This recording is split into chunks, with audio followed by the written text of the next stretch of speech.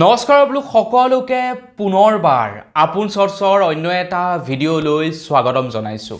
আপোনালোকে এই আধাৰ কাৰ্ডখন ব্যৱহাৰ কৰা বাদ দি দিয়ক। আপোনালোকে যদি এই আধাৰ কাৰ্ডখন এতিয়ালৈকে ব্যৱহাৰ কৰি আহিছে তেনেহ'লে এই আধাৰ কাৰ্ডখন ব্যৱহাৰ কৰাটো টোটেলি বাদ দি দিয়ক, কিয়নো আপোনালোকৰ কাৰণে উদয় তৰফৰ পৰা মুকলি কৰিছে এখন নতুন আধাৰ কাৰ্ড, যিখন আধাৰ কাৰ্ডত কেৱল থাকিব এটা QR কোড। যেনেকৈ এই আধাৰ কাৰ্ডখনত এটা QR কোড আছে, ঠিক তেনেকৈ এই আধাৰ কাৰ্ডখনত কেৱল এটা QR কোডহে থাকিব,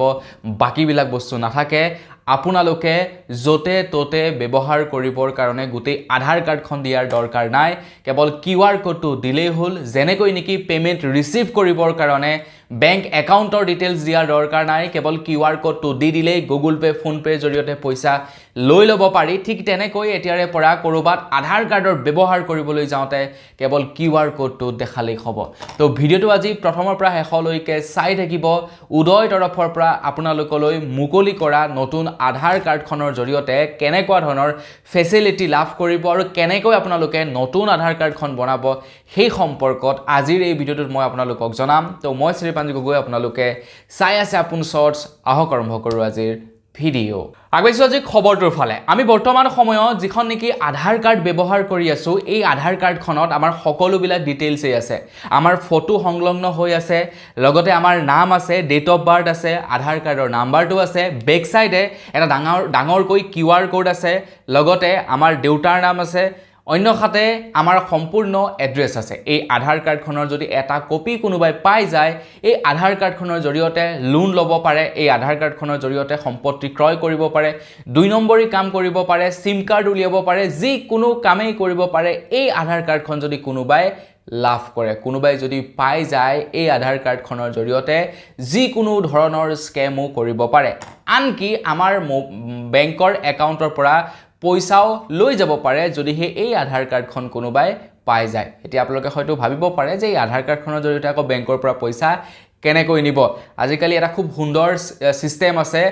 কেৱল ফিংগাৰপ্ৰিণ্ট দিব লাগে, আধাৰ কাৰ্ডৰ নাম্বাৰটো এণ্ট্ৰি কৰিব লাগে, বেংকৰ একাউণ্টৰ পৰা অট'মেটিকেলি পইচা কাটি লৈ যায়। CSP বিলাকত এই ছিষ্টেমটো থাকে। তো এই আধাৰ কাৰ্ডখনৰ জৰিয়তে যি মন যায় তাকেই কৰিব পাৰে। কৰিম বুলি কোনোবাই যদি ভাবে, স্কেমাৰসকলে কিবা কৰিম বুলি যদি ভাবে, এই আধাৰ কাৰ্ডখন ব্যৱহাৰ কৰি সকলোবিলাক কৰিব পাৰে। তো সেয়েহে উদয় তৰফৰ পৰা এই আধাৰ কাৰ্ডখনৰ পৰিৱৰ্তে কেৱল এনেকুৱা এখন আধাৰ কাৰ্ড আপোনালোকৰ কাৰণে প্ৰস্তুত কৰিছে, যিখন আধাৰ কাৰ্ডত একো ডিটেইলছেই নাথাকে, কেৱল এটা QR কোড থাকিব, যিটো QR কোড স্কেন কৰি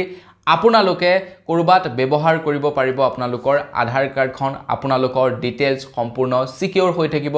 কোনেও আপোনালোকৰ আধাৰ কাৰ্ডখন অপব্যৱহাৰ কৰিব নোৱাৰে। নতুনকৈ যিখন নেকি আধাৰ কাৰ্ড মুকলি কৰিছে, কেনেকৈ আপোনালোকে ডাউনলোড কৰিব সেই সম্পৰ্কে বাৰু কম, কিন্তু কি ফেচিলিটি পাব সেইবিলাক আপোনালোকে প্ৰথমে জানি লওক। নতুন যিখন আধাৰ কাৰ্ড হ'ব, তাত কোনো ধৰণৰ আপোনাৰ নাম ঠিকনা একোৱেই আপোনাৰ নাথাকিব, কেৱল QR কোড এটাহে থাকিব।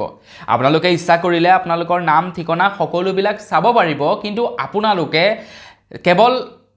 যদি ইচ্ছা কৰে যে মই কেৱল মোৰ QR কোডটোহে মানুহক দেখুৱাম, তো QR কোডটোত কেৱল আপোনালোকে দেখুৱাব পাৰে। আপুনি যেনিবা কেতিয়াবা ক'ৰবাত কিবা কাৰণত গৈছে, ক'ৰবাত হস্পিটেলত দৰকাৰ হ'ল আপোনাৰ আধাৰ কাৰ্ডখন, বা অফিচ কাছাৰীত দৰকাৰ হ'ল, বা ধৰি লওক আপোনালোকে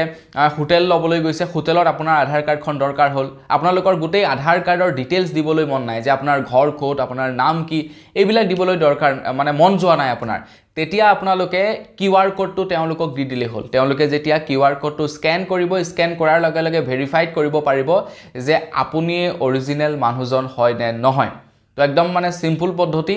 যাতে আপোনাৰ ডিটেইলছবিলাক কোনোবা এজন থাৰ্ড পাৰ্চন ব্যক্তিয়ে লাভ নকৰে, তো তাৰ কাৰণে এই ছিষ্টেমটো কৰা হৈছে। কেতিয়াবা আকৌ এনেকুৱাও হয় যে আপোনাক কেৱল ডেট অফ বাৰ্থটোহে দৰকাৰ আধাৰ কাৰ্ডখনৰ ক'ৰবাত দিবৰ কাৰণে, কিন্তু ইয়াতে আধাৰ কাৰ্ডখনত বাকী সকলোবিলাক আপোনাৰ ডিটেইলছ আছে, আপোনাৰ দেউতাৰ নাম আছে, আপোনাৰ এড্ৰেছ আছে, আপোনাৰ আধাৰ কাৰ্ডৰ নাম্বাৰটো আছে, QR কোডটো আছে, সকলোবিলাক ডিটেইলছ আছে এই আধাৰ কাৰ্ডখনতে। তো আপুনি ইচ্ছা কৰিলে এতিয়া কেৱল আপোনাক যিটো বস্তু দৰকাৰ সেই বস্তুটোহে মানুহক দেখুৱাব পাৰিব কাৰোবাক যেনিবা কেৱল ডেট অফ বাৰ্থটো লাগে তো আপোনালোকে বাকি সকলো বস্তুবিলাক লক কৰি থব পাৰিব যে মই যিমান চেষ্টা কৰিলেও মোৰ আধাৰ কাৰ্ডৰ বাকি বস্তুবিলাক চাব নোৱাৰে কেৱল ডেট অফ বাৰ্থটোহে চাব পাৰিব যে মোৰ ডেট অফ বাৰ্থ কিমান বাকি গোটেইবিলাক বস্তু আপোনালোকে লক কৰি থব পাৰিব আপোনালোকৰ নাম আপোনালোকৰ এড্ৰেছ আপোনালোকৰ আধাৰ কাৰ্ডৰ নাম্বাৰ সকলোবিলাক ডিটেইলছ আপোনালোকে লক কৰি থব পাৰিব কেৱল তেখেতে ডেট অফ বাৰ্থটোহে চাব পাৰিব এইটো এটা সিকিউৰ পদ্ধতি উলিয়াই দিছে অকল হেয়াই নহয় মই আপোনালোকক কৈছোৱে যে আজিকালি কি আধাৰ কাৰ্ডখন পাই গলে ফিংগাৰপ্ৰিন্ট দি আপোনাৰ একাউণ্টৰ পৰা পইচা উলিয়াই নিব পাৰে এইটো এটা সিস্টেম আছে বা আপোনাৰ যদি চকু স্ক্যান কৰাৰ লগে লগে আপোনাৰ একাউণ্টৰ পৰা পইচা উলিয়াই লৈ যাব পাৰে তো তাৰ কাৰণে আপোনালোকে এতিয়াৰ পৰা কি কৰি ৰাখিব পাৰে আপোনালোকৰ বায়োমেট্ৰিক লক কৰি ৰাখিব পাৰে আপুনি হুই আছে ধৰি লওক আপুনি টোপনিত আছে আপোনাৰ আধাৰ কাৰ্ডখন কোনোবাই পাই গল তেখেতে আধাৰ কাৰ্ডৰ নাম্বাৰটো দিলে আৰু আপোনাৰ আঙুলিৰ ছাপটো মনে মনে বহাই ললে মেচিনটোত তো আপোনাৰ একাউণ্টৰ এক্সেছ পাই গল লগে লগে আপোনাৰ একাউণ্টৰ পৰা পইচা উলিয়াই ল'ব পাৰিব কিন্তু এতিয়া আপোনালোকে লক কৰি থব পাৰিব আপোনালোকৰ বায়োমেট্ৰিক চকুৰ আপোনালোকে ৰেটিনা স্কেন বা আপোনালোকৰ হাতৰ আঙুলিৰ ছাপটো লক কৰি থব পাৰিব আপুনি যিয়ে কৰি নাথাকক যিমান চেষ্টা কৰিলেও তেখেত লোকে আপোনাৰ হাতৰ ফিংগাৰপ্ৰিন্ট দি বা চকু স্ক্যান কৰি আপোনাৰ আধাৰ কাৰ্ড স্কেচ মানে এক্সেছ কৰিব নোৱাৰিব আধাৰ কাৰ্ডৰ লগত বেংকৰ একাউণ্ট যিকেইটা লিংক হৈ আছে সেই লিংক হৈ থকা একাউণ্টৰ পৰা পইচা তেওঁলোকে উলিয়াব নোৱাৰিব সম্পূৰ্ণৰূপে বায়োমেট্ৰিক লক কৰি থব পাৰিব তাৰ লগতে কোনোবাই যদি আপোনাৰ আধাৰ কাৰ্ডখনৰ অপব্যৱহাৰ কৰিছে আপুনি নজনাকৈ যদি আধাৰ কাৰ্ডখনে যদি সিম কাৰ্ড উলিয়াইছে কৰবাত সম্পত্তি ক্ৰয় কৰিছে কিবা কৰিছে লোন লৈছে সেই বস্তুবিলাক আপোনালোকে লগে লগে চাব পাৰিব এলাৰ্ট পাই যাব আপোনালোকে যে আপোনাৰ আধাৰ কাৰ্ডখন ক'ত এতিয়ালৈকে ব্যৱহাৰ হৈছে লগতে কোনে কিভাৱে ব্যৱহাৰ কৰিছে সেই ডিটেইলছবিলাক আপোনালোকে চাব পাৰিব মানে সকলো ডিটেইলছ হিষ্ট্ৰী ওলাই যাব আপোনাৰ আধাৰ কাৰ্ডৰ আৰু সবচে ভাল কথাটো হৈ গ'ল আপোনাৰ যদি কিবা আপডেট কৰিব লগা থাকে নাম বা ঠিকনা যদি আপডেট কৰিব লগা থাকে ডেট অফ বাৰ্থ যদি আপডেট কৰিব লগা থাকে মাত্ৰ ৭৫ টকা ভৰিয়ে আপোনালোকে সকলোবিলাক আপডেট কৰিব পাৰিব একদম সহজভাৱে আপোনালোকে আপডেট কৰিব পাৰিব বুলি জনাইছে তো এতিয়া আপোনালোকে নতুন যদি আধাৰ কাৰ্ডখন লাভ কৰিব বিচাৰে তেনেহলে এতিয়াই আপোনালোকৰ মোবাইলৰ প্লে ষ্টৰত যাওক আৰু তাত আপোনালোকে সাৰ্চ কৰক আধাৰ বুলি যিটো এপ্লিকেশন প্ৰথমে আহিব সেই এপ্লিকেশনটো ডাউনলোড কৰক আৰু তাত আপোনালোকে আধাৰ কাৰ্ডখন দি আপোনালোকৰ আধাৰ নাম্বাৰটো এন্ট্ৰি মানে তাতে দি আপোনালোকে লগইন কৰি ল'ব লগইন কৰাৰ পাছত সকলোবিলাক কামকাজ কৰিব পাৰিব সেই এপ্লিকেশনটোতে ৭৫ টকাতে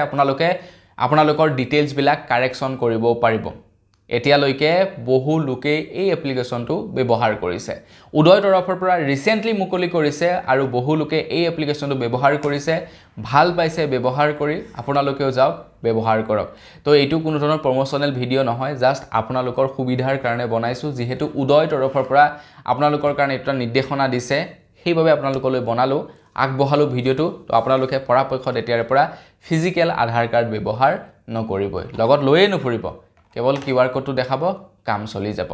তো বন্ধুবান্ধৱ বিকল্প আজিৰ ভিডিও জনাবলগীয়া খবৰ ইমানটোৱে আছিল জানি কেনে পালে কমেন্ট সেকশনত জনাব যদি ভাল লাগিলে লাইক এটা কৰি দিব চেনেলটো সাবস্ক্ৰাইব কৰা নাই সাবস্ক্ৰাইবটো কৰি ল'ব পুনৰ এটা ভিডিও লগ পোৱাৰ খাজলৈ বিদায় মাগিছো ধন্যবাদ জয় অসম